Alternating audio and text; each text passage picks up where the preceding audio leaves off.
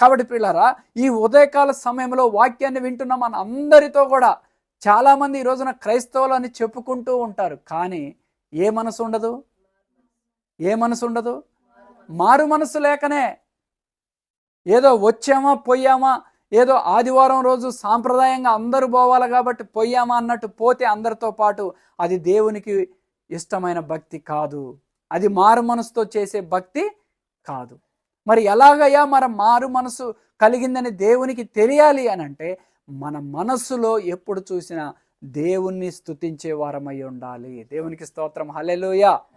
కాబట్టి పిల్లరా, ఈ ఉదయకాల సమయంలో పేతురు రాసిన 2వ పత్రిక 3వ అధ్యాయం 9వ వచనములో సాక్షాత్తు పేతురే చెప్తున్నటువంటి మాట ఏమిటంటే, అందరూ మారు మనసు పొందవలనని కోరుచు మీ ఎడల ఎట్లా చూస్తున్నాడు దేవుడు, దీర్ఘశాంతముతో, అంటే కనికరపడుతున్నాడు దేవుడు. దీర్ఘశాంతముతో అంటే ఓపికతో ఎదురు చూస్తున్నాడు.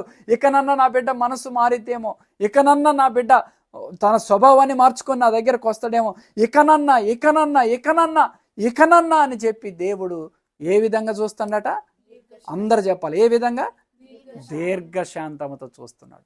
కాబట్టి పిల్లరా, ఓపికతో